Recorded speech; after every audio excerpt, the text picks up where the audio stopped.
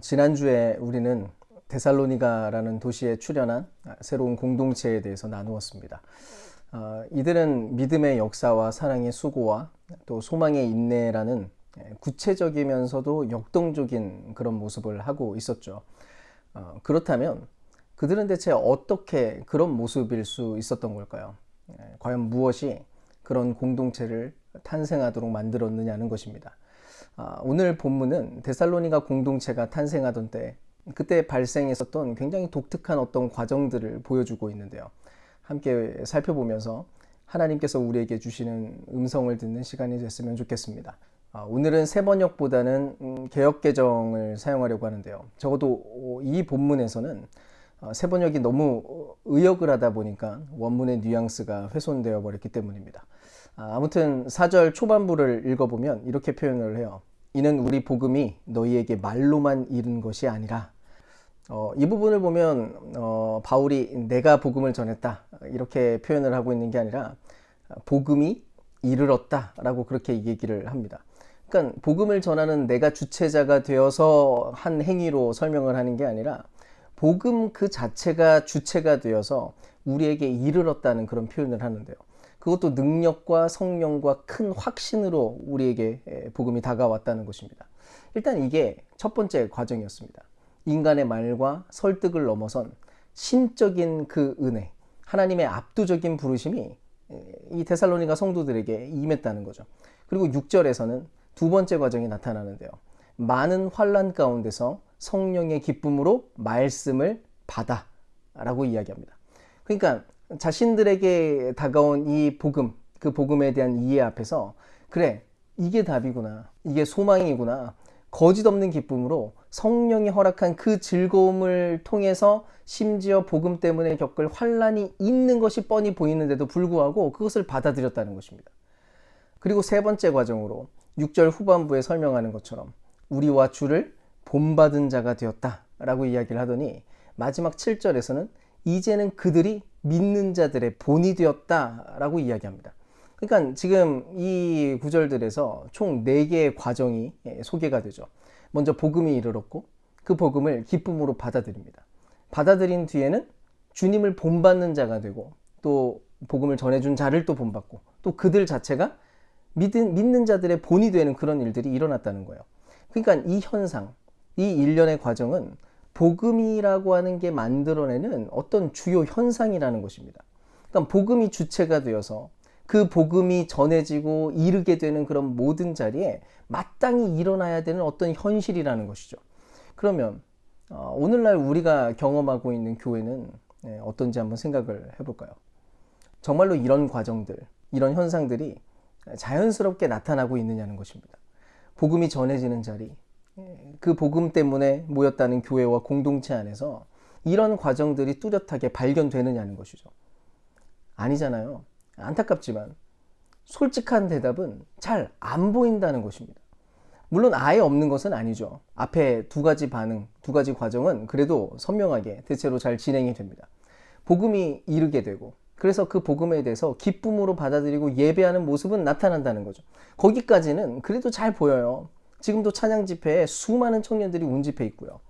예배 시간이 되면 어김없이 수많은 사람들이 예배당에 참여하는 그런 모습, 예배당 안에 올라가서 예배 드리는 그런 모습들은 얼마든지 볼 수 있다고요. 근데 그 이후의 과정, 주님을 본받는 삶을 살아가고 또 서로 간에 그 삶을 본받는 그런 일들이 일어나는 그런 장면은 쉽게 발견할 수 없는 것 아닙니까? 현실은 본받고 싶은 그리스도인들보다도 오히려 모른 채 하고 싶고 부끄러운 그런 그리스도인의 모습이 훨씬 더 많이 보이는 거예요. 대체 왜 이런 일이 벌어질까요? 데살로니가 교회 안에서 일어났던 이 독특한 반응, 이 독특한 과정들이 왜 이 땅의 교회들 안에서는 일부분만 작동을 하고 끝까지 작동하지 못하는 것처럼 보이냐는 것입니다. 어쩌면 가장 큰 이유 중 하나는 복음에 대한 혼동 때문인지도 모릅니다. 잘 한번 생각을 해보세요. 교회를 탄생시키는 힘, 이 공동체를 만들어내는 가장 강력한 근원이 결국 뭡니까? 복음 그 자체라고요. 누군가 특별한 사람이 전했기 때문이 아닙니다. 바울이 전했기 때문에 일어난 그런 일이 아니라는 거죠. 그저 메시지 자체가 중요할 뿐인 것입니다. 그래서 바울은 자기가 전했다라고 이야기를 하는 게 아니라 복음이 너희에게 이르렀다라고 표현을 했어요. 바로 이거라고요. 복음은 능력이 있습니다. 사람의 힘이 아니라 성령의 능력과 그 권능이 복음에서부터 뿜어져 나오게 되는 거예요. 근데 이상하죠. 그 충만한 능력이, 그 복음이 가지고 있다고 하는 그 능력이 왜 끝까지 꽃을 피워내지 못하느냐는 것입니다. 그동안 기독교 안에서 복음이 굉장히 간단한 모습으로 축소되곤 했습니다. 우리가 아는 문장은 이거였죠. 예수님께서 우리 죄 때문에 십자가에서 죽으시고 부활하셨습니다. 예, 물론 맞습니다. 복음 맞아요. 근데 반드시 기억해야 되는 게 하나가 있는데, 이 단순한 한마디 안에 어마어마한 이야기가, 거대한 이야기가 숨어 있다는 사실입니다. 하나님은 누구시고 이 세상은 대체 무엇이며 인간이라는 존재는 과연 누구이며 하나님의 아들이 대체 왜 이런 일을 하셔야만 했는지, 또 십자가와 부활, 그 이야기들은 대체 무엇을 만들어내는 것들이었는지, 그것이 또 현재 우리의 삶에서는 무슨 의미를 주고 있는지, 그 풍성하고 다양한 이야기들이 총망라된 이야기라는 것이죠. 근데 한국교회 안에서 복음과 구원은 늘 축소되어 왔습니다. 하나님 나라와 구원, 그것은 아주 일부분만 전해졌죠. 사후세계에 속한 것으로 그냥 쏘아 올려졌고, 현실에서의 삶은 어떻게든 그냥 버텨내기만 하는 그런 삶인 것처럼 소개되곤 했습니다. 그러니까 무슨 일이 벌어집니까? 구원받았습니다 라고 하는 그런 확신, 그 확신에 대해서는 그래도 많은 이야기가 있고 견고하게 느껴지는 그런 사람들이 많이 있습니다. 근데 그리스도를 정작 본받는 사람은 찾기가 어려워진 거예요. 실제로 많은 이들이 신앙생활을 하면서 자기 자신의 인생의 문제나 자기 구원의 문제에 위해서는 쉽게 믿음에 대한 선언과 여러 가지 고백들을 하곤 합니다. 그런데도 여전히 그 내면 안에 자기 중심성을 고치지 않는 그런 태도들이 너무나 많이 발견되는 거예요. 또 주님을 본받는 사람 자체를 찾기가 어려우니까 서로의 삶을 본받는 과정들 역시도 당연히 쉽게 볼 수가 없게 되어버립니다. 복음이 정확히 뭔지, 구원 이후의 삶이 무엇이고, 현재 우리가 사는 인생이 대체 무엇을 위한 것이고 어떤 의미가 있는지에 대해서는 아무런 이해가 없으니까 그리스도를 본받는 그런 과정들은 해도 그만, 안 해도 그만, 어쩔 수 없는 그런 일들 수준으로 그냥 전락하고 만다는 거죠. 하면 좋고 안 하면 좋은 수준이요. 그렇다면 복음이 대체 무엇일까요? 복음은 온 세상을 지으신 생명의 근원 되신 하나님께서 그분을 무시했기 때문에, 배반했기 때문에 죽을 수밖에 없었던 우리를 위해 메시아를 보내주셨다는 그 사실 속에 있습니다. 메시아의 그 죽음과 부활 때문에 현재 우리는 깨어진 세상 안에 서 있는 것처럼 보이지만 사실은 이미 시작된 하나님 나라 안에 살게 되었다는 그런 선언이 주어진 거예요. 정말 이 사실을 믿는다면 우리는 살아가는 그 날 동안 하나님 나라의 일부분을 이 땅 가운데서 맛볼 수 있습니다. 그리고 그것을 누리면서 드러내면서 살아갈 수 있다는 것이고, 마침내 다시 오실 그 메시아를 통해서 온전하게 맛보게 될 그 영광스러운 날들을 꿈꾸면서 그렇게 오늘을 살아갈 수 있다는 거예요. 그래서 진짜 복음은 천국을 사후세계, 미래에만 가둬두는 것이 아니라는 것입니다. 이 복음의 가치는 천국의 영광을 지금 당장으로, 우리가 살고 있는 현재 이 순간으로 끌어당겨 오는 데 있다는 거예요. 그래서 이 사실을 우리가 믿지 않으면, 바로 이 복음을 받아들이지 않으면 반드시 문제가 생길 수밖에 없다는 것입니다.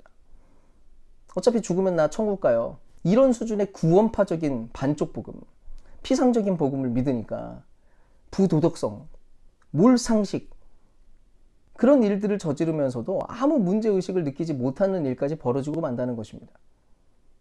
원래는 이럴 수 없는 거예요. 복음이 이럴 때 반드시 새로운 현상, 특별한 어떤 과정들이 발생했어야 했다는 거죠. 예수님 때문에. 그분 때문에 시작된 그 하나님 나라를 지금 당장 내가 살아내고자 하는 그런 갈망이 솟아나게 되고, 그래서 주님을 본받는 일, 먼저 또 본을 받으며 살아가는 자들을 서로 본받는 그런 일들이 나타나야만 했다는 것입니다. 간혹 목사님들이 이런 얘기를 해요. 나를 본받지 마세요. 강단 위에서 선포되는 이 말씀만 본받으세요. 얼핏 들으면 굉장히 겸손한 말처럼 보이는데요. 사실 이거는 책임을 회피하는 말인 것이고요. 굉장히 비성경적인 가르침입니다.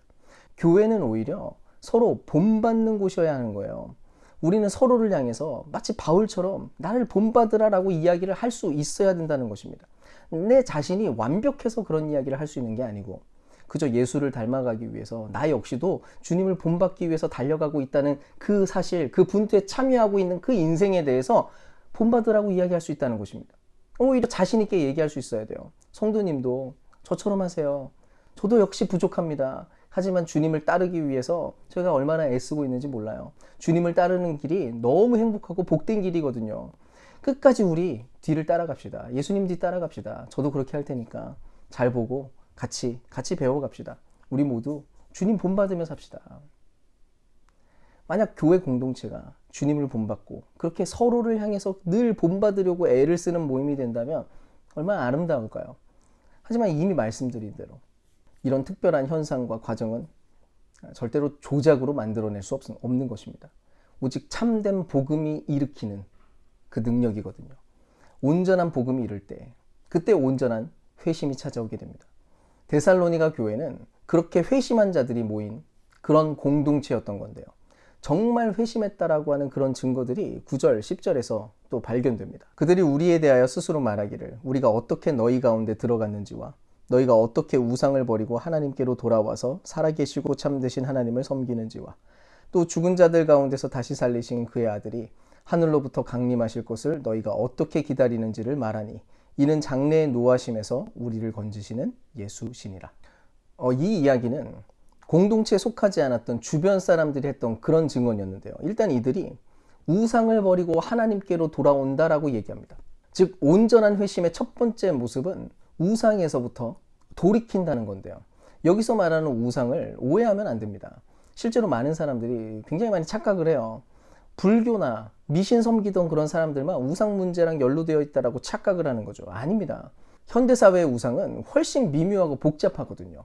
예나 지금이나 하나님 역할, 하나님이 하셔야만 하는 그 역할을 대신하는 모든 것들은 전부 다 우상인 거예요. 즉 현재 우리에게 큰 의미와 가치를 주고 있는 모든 것들은 전부 우상이 될 수 있는 가능성을 갖고 있다는 것이죠. 좀 더 풀어서 이야기하면 우리를 움직이게 만드는 동력, 우리가 무언가 결정하는 어떤 기준이 되는 무언가, 그 모든 것들은 전부 다 우상이 될 수 있다는 것입니다. 우리의 주인이 누구인가, 우리가 과연 누구 편에 서 있는가는 단순한 그냥 말의 고백으로 알 수 있는 것이 아니라는 것입니다. 차라리 실질적으로 우리를 움직이고 있는 그 힘이 과연 무엇인지를 보아야만 하는 거예요. 그래서 가장 강력한 우상 중 하나는 결국 돈, 만몬의 우상 아닙니까? 어떻게 보면 이 시대의 우상은 훨씬 더 제거하기가 어려워요. 차라리 예전이 나았죠. 우상 제거할 때 그냥 도끼 들고 가서 찍으면 됐어요. 불태우면 됐죠. 근데 지금은 훨씬 더 교묘하고 훨씬 더 미묘해서 파악하기가 어렵습니다. 또 알게 된다고 해도 제거하는 것은 더 어려워요. 현대 이 사회와 도시를 이끌어 나가고 있는 힘은 대체 무엇인가요? 아마 알 겁니다. 돈, 성공, 재미, 우리의 눈과 귀를 사로잡고 있는 전부 다 그런 것들, 그런 힘들이죠. 결정적인 순간 우리의 선택이 요구되는 모든 지점들마다 그 힘들이 강력하게 작동하는 것 아닌가요? 바르고 의미 있는 삶, 하나님이 기뻐하시는 삶을 살지 못하게 만드는 그런 힘들이 우리 주변에는 온통 가득하다는 것입니다. 이 도시에 살아가고 있는 사람들의 삶의 방식만 좀 살펴봐도 확인이 가능하죠. 많은 부모들이 아이들을 양육하기 위해서 조금이라도 더 나은 교육을 시키겠다고 열심히 돈을 벌려고 애를 써요. 그런데 처음에는 한낱 수단에 불과했던 그 돈이 어느 순간 목적이 되기 시작하고 결국 숭배하는 대상이 되고 마는데요. 돈이라고 하는 그 우상은 결국 아이들을 제물로 바치라고 하는 그런 요구를 하고 맙니다. 바로 그런 식으로 자녀들은 방치되기 시작하고 부모와 자녀 사이에 마땅히 있어야 될 사랑과 보살핌과 그 아름다운 관계성은 사라져버리고 오직 돈으로 유지하는 그런 관계로 전락하게 되는 일이 벌어지는 거예요. 그 외에도 온갖 우상들, 우리의 욕망을 자극하는 여러 가지 힘들이 온통 주변에 가득합니다. 우리가 내 욕구, 내 욕망에 주목하는 한 하나님은 눈에 들어오지 않는 거예요. 예배당으로 돌아가는 일은 매 주일마다 벌어지는데 정작 우상을 버리고 하나님께로 진정 돌아가는 일들은 일어나지 않는다는 것입니다. 왜요? 여전히 내 삶이 유의미해지는 길, 내가 행복해지는 길은 내 욕망을 채우는 데 있다고 굳게 믿고 있거든요. 그 욕망, 내 마음에 떠오르는 요구들이 다 채워지기 전까지는 절대로 그것들을 놓지 못하는 일들이 벌어진다는 것입니다. 게다가 그런 내용들은 되게 엄청난 내용들이기보다는 사실 사소한 것들이죠. 그래서 더 쉽게 타협하게 되고 더 쉽게 정당화하게 됩니다. 하나님의 계획 안에 참여하는 것보다 잠자는 게 그냥 더 좋을 뿐인데요. 그저 조금 더 쉬고 싶을 뿐이라고, 편한 게 더 좋고 재미있는 문화생활 누리는 게 그냥 조금 더 좋을 뿐이라고, 그런 식으로 말이죠. 그뿐인가요? 목회자나 사역자들은 사역 그 자체가 도리어 우상이 되곤 합니다. 그리스도를 본받아서 진정 이웃사랑을 시도하는 그런 내용으로서가 아니라 그저 어떻게 내가 사역을 성공시킬 것인가, 내가 어떻게 성공한 사역자로 이름을 날릴 것인가, 그런 욕망에 대한 노예가 되어버리고 맙니다. 우상이라고 하는 게 그만큼 교묘하거든요. 우리는 어떤가요? 과연 우리는 돌아섰습니까? 찬양의 고백들과는 다르게 여전히 온몸 구석구석에 우상을 덕지덕지 매달고 있는 것은 아닌가요? 데살로니가 공동체는 이렇게 우상을 버리고 하나님께로 돌아서는 그런 교회였습니다. 그렇다면 이렇게 돌아선 뒤에는 그들이 어떻게 했다고 얘기합니까? 본문에서 살아계시고 참되신 하나님을 섬겼다라고 말을 하는데요. 요즘은 섬긴다라고 하는 이 말이 상당히 왜곡되어 사용됩니다. 그냥 봉사한다, 뭐 직분을 맡았다. 근데 그런 의미가 아니에요. 그야말로 종이나 노예처럼 행동했다는 그런 말과도 같습니다. 사람들은 늘 착각을 하며 살아요. 일종의 자부심을 가지거든요. 내 인생은 내가 결정해. 내 인생의 주인공은 나야. 모든 것은 내가 주체자가 될 수 있어. 내가 알아서 해. 참견하지 마. 스스로 자기 인생의 주권자, 주체자가 될 수 있다는 것처럼 생각을 해요. 근데 정말 그럴 수 있나요? 알고 보면 사람들은 늘 주변 환경과 주변 사람들의 영향을 받고 살아가고 있고 주변의 의견들에 굴복하게 됩니다. 유행에 민감해지고 SNS가 미치는 영향력, 그거는 특히 엄청나죠. 주변 사람들이 하는 이야기들에 온통 귀를 쫑긋 세우고 불안해합니다. 그 이야기에 어떻게든 맞추어 살아가려고 무던히 애를 쓰는 거죠. 어떻게든 저들과 좀 비슷하게 살려고 발악을 합니다. 혹시라도 저만큼 못 살까봐 노심초사하고, 저 사람들만큼 교육 못 시킬까봐 불안해하고, 그래서 인생을 급하고 과하게 막 몰아가곤 하는 거예요. 결국 뭘 해도 불만스러울 수밖에 없는 것이죠. 인간은 자신이 모든 것을 통제할 수 있을 거라고 생각하지만 정작 모든 것들에 종속되기 시작하고 결국 자기가 선택했던 것들의 노예가 됩니다. 인간이 가지고 있는 그 선택 능력, 그 자유의지로 선택하는 모든 것들에 종속되는 일들이 오히려 벌어진다는 거죠. 분명히 말씀드리겠습니다. 어차피 인간은 종속적이고 의존적인 존재예요. 그래서 우리에게 있어서 가장 좋은 대안은 오직 하나뿐인 것입니다. 가장 탁월하고 가장 선하신 분을 차라리 의지하고 그분 안에 종속되는 거예요. 즉 하나님의 종이 되고 그의 노예가 되는 것뿐이라는 것입니다. 왜요? 다른 우상들은 전부 우리에게 재물을 요구할 겁니다. 우리를 집어 삼키려고 하겠죠. 근데 하나님은 오히려 자기 자신을 재물로 내어주신 분이기 때문이에요. 야곱처럼 우리가 하나님 앞에 그냥 항복하기만 하면 오히려 그분은 우리에게 져주시는 것입니다. 우리가 그의 종이 될 때 도리어 다른 우상에게서 우리는 해방되고 마침내 세상을 다스리는 그런 존재가 되는 것이죠. 세상을 바르게 보고 인생의 의미를 새롭게 발견하고 진정한 즐거움을 누리게 된다는 것입니다. 데살로니가 공동체는 그런 교회였습니다. 복음을 받아들이고 거침없이 하나님의 노예로 그분을 섬기는 삶을 그렇게 살아갔던 것이죠. 마지막으로 그들은 다시 오실 하나님의 아들을 기다렸다라고 하는 그런 말을 듣는 공동체였는데요. 오늘날 교회들은 때때로 기다림을 중단한 것처럼 보일 때가 있습니다. 보통 뭐 이 정도 수준이 돼요. 그래, 오시긴 하겠지. 근데 지금 벌써 2000년이나 지났잖아. 이제는 그냥 그러려니 하자. 그렇다면 기다림이 대체 왜 이렇게 희미해지는 걸까요? 아마도 현재의 삶에서 하나님의 나라를 맛보거나 누리지 못했기 때문은 아닐까 하는 생각을 합니다. 생각을 해보세요. 진짜 그 나라의 삶, 그 나라가 제공하는 그 풍성함을 누리게 되면, 그래서 이 깨진 세상을 회복시켜 나가시는 그분의 일하심에 우리가 동참하게 되면 당연히 기대감과 소망은 점점 더 커질 수밖에 없는 거예요. 왜? 맛봤거든요. 그게 얼마나 좋은지. 일부분만 맛봤는데도 그게 너무 좋은 거예요. 그러니까 기대감이 커집니다. 전 솔직히 그래요. 예수님이 너무 기다려집니다. 예수님이 다시 오시는 것이 저에게는 너무 큰 소망이에요. 가끔 그래서 혼자 막 중얼거려요. 대체 언제 오세요? 빨리 좀 오세요. 지금 오세요. 예수님 아니면 어차피 안 되는 거잖아요. 어서 온전한 세상을 나는 보고 싶습니다. 하나님 그 온전한 세상 이루어 주십시오. 주님 다시 오시는 그날 이루어질 그 온전한 세상의 모습.